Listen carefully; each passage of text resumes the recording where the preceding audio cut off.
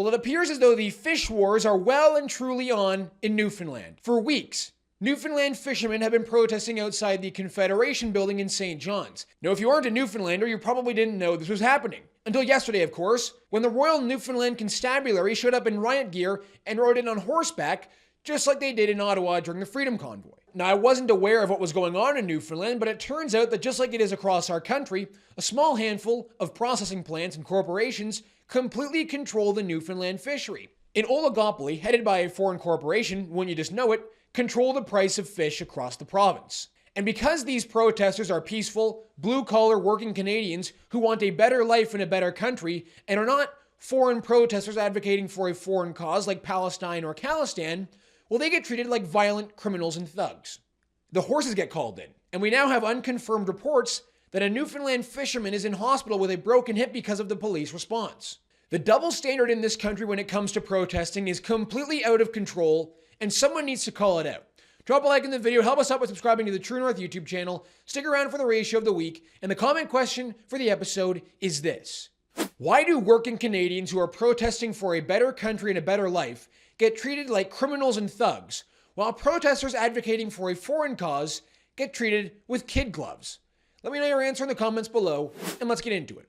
Well, what originally started out as a small protest over the price of snow crab a few weeks ago has now ballooned into a much larger protest outside of the Confederation Building in St. John's. Yesterday, hundreds of fishermen gathered outside the legislature to protest the provincial government, which also happened to be the day the government was supposed to release their budget. Now, that didn't happen yesterday because of the protests outside.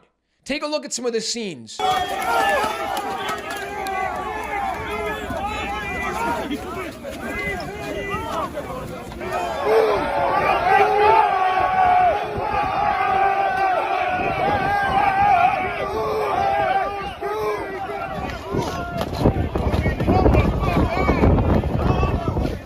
From the reports that we have seen, this was an entirely peaceful protest until the Royal Newfoundland Constabulary showed up with their riot horses. Now, of course, if you were looking to rile up an already angry crowd, there isn't really a better way to do that than to bring in horses, to treat these people as if they are rioters and not hardworking, peaceful protesters. The legacy media is reporting that these protesters blocked the entrance for media and staff members to enter the legislature on budget day.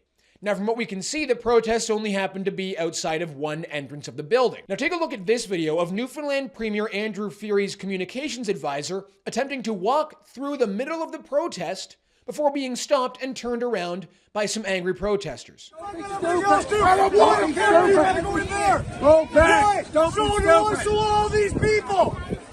Well, real, no one's not respected by you guys. Got no respect for us here. Now, of course, I do not condone the language or the behavior of protesters who are treating a woman like this. Absolutely not. But the reality is, this communications advisor knew exactly what she was doing.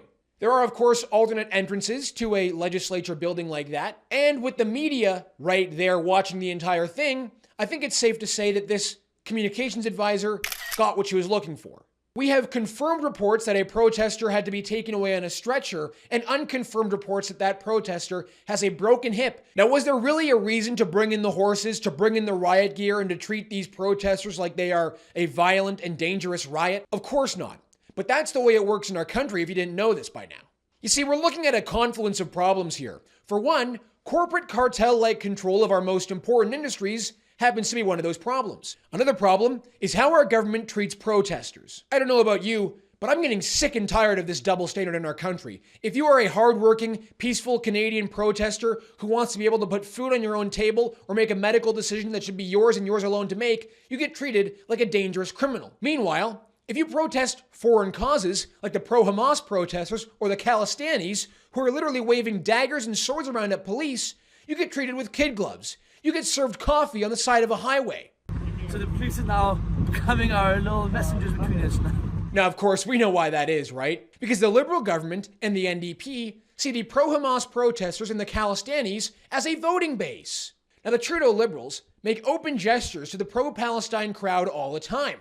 And when it comes to the Khalistanis and Jagmeet Singh, well, I think we all know the answer to that. But I want to get into the details of the Newfoundland fishery, because once you understand that, it's pretty easy to understand why we're now seeing a bunch of angry Newfoundlanders wanting to be able to put food on their own table. Like I said before, the Newfoundland fishery is controlled by a handful of processing plants, known locally as the Big Three. Now, the corporation at the top happens to be Royal Greenland, a crown corporation based out of Greenland owned by the Danish government. Now, the other two corporations of the Big Three are both based in Newfoundland: Ocean Choice International and Berry Group Inc.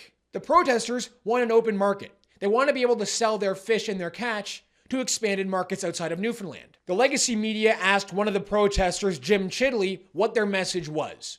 We're here to stand up for our rights. We don't want to be controlled by this process or by the government anymore. We're looking for free enterprise. We want to be able to come in with our product, be able to have a choice where we sell to, which we don't anymore. So that is what we're doing. We're looking for a better life for our kids because right now there is no future in the fishery.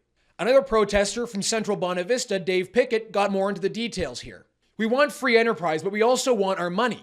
We got kicked in the head last year by the plants. We went from $7.50 down to $2.20, 2/3 of our income. We had a job to stay at it last year, but it's a whole new ball game this year. It won't be worth going out in the water this year, and if you are only getting $2 a pound, you can't afford to pay your crew members very much. All the plants got together and give you a price. No competition. That's why we wanted to open it up. We want to be able to ship out our product, and they said the plant is going to hold back 20%. The fishermen will never go along with that. If they give us $2.50 per pound this year, and 20% is 50 cents, so we are only going to get $2 per pound. So they'll pay what they held back in December month if everything goes right by them. So the price per pound of snow crab went from $7 to $2. 2/3 of their income basically gone. And meanwhile, Newfoundland fishermen are only able to sell to Newfoundland processing plants. And you can see why they do that, right? Because you want to keep Newfoundland jobs in the province. You want the processing plants to hire Newfoundlanders, and you want to make sure that fishermen go to those processing plants and not undercut them by going out of province. But the problem, as I mentioned before, is the Big Three, with Royal Greenland, a foreign corporation, sitting at the top. According to a 2020 investigation by The Independent, a progressive Newfoundland-based news outlet, the Big Three have a complete stranglehold on the Newfoundland fishery. With between 8 and 12 registered processing plants each in the province, the Big Three collectively own 32%, 29 of 90 of all registered facilities, and 38%, 26 of 69 of all registered primary processing facilities.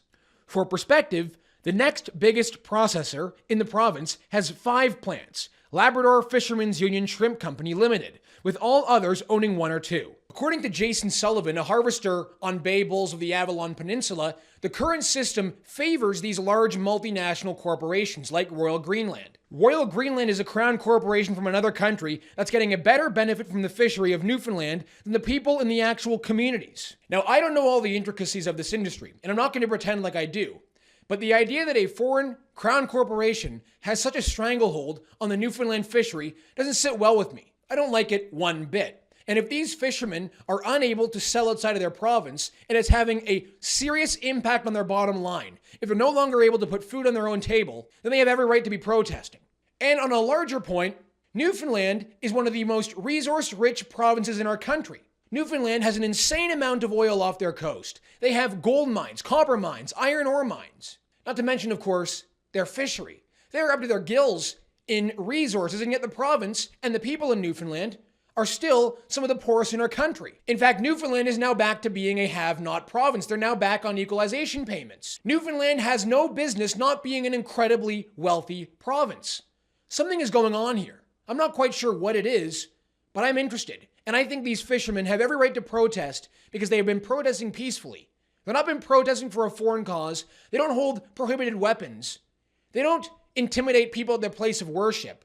They're protesting for free enterprise. They're protesting to be able to break free from a cartel-like oligopoly dominating their industry, driving down their prices.